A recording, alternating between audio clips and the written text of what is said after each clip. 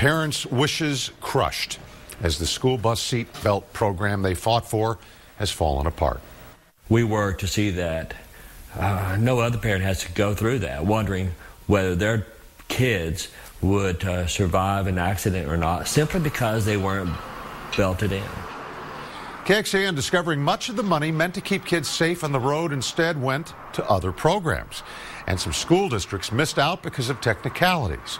Our investigation has prompted the lawmaker behind the program to call on state officials to fix the problem, even refund the school bus seat belt initiative next session.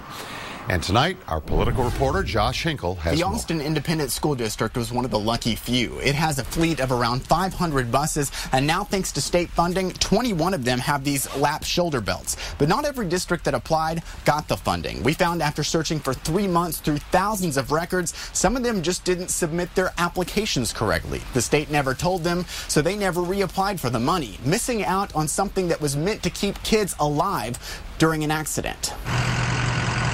6 years have passed since Brad Brown sat in the hospital waiting for news about his daughter. I waited for Ashley there, wanting to find her in whatever shape she was in.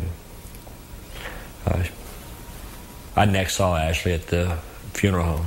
Hours before, a bus carrying a Beaumont High School girls soccer team skidded off a rainy highway and rolled over, killing Ashley and another girl, Alicia Benura. My daughter left her seat, and she was killed on impact. Steve Foreman's daughter, Allison, was one of those severely injured. She was pinned under the bus. Her left arm was crushed. Out of the tragedy, these parents began pushing a law to get lap shoulder belts on new school buses in Texas, something they say could have prevented their loss. But state budget cuts soon slashed the fund from $10 million to $2.5 million. The program was established to fail.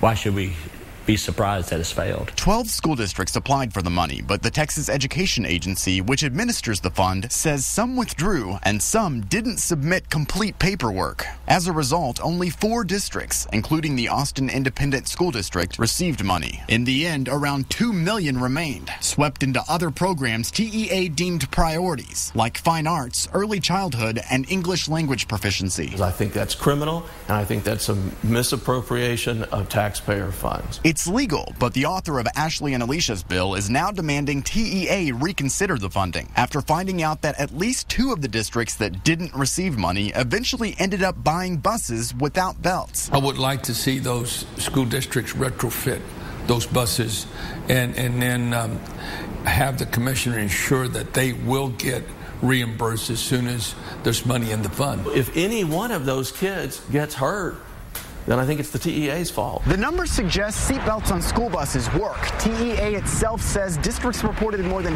2,300 accidents statewide last year alone. Students injured not wearing seatbelts, 435. Compared to those strapped in, far fewer with just 20.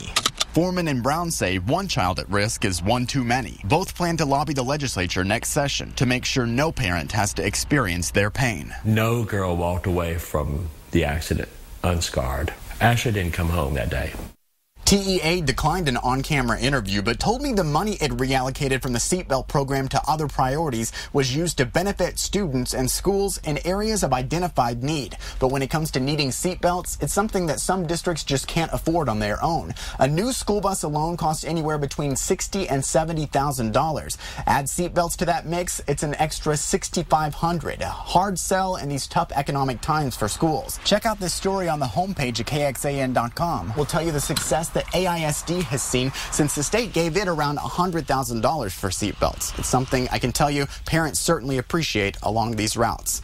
In Austin, Josh Hinkle, KXAN News. And as Josh mentioned, this is something we started looking into 3 months ago. He detailed the process of the investigation in his political blog, also on KXAN.com.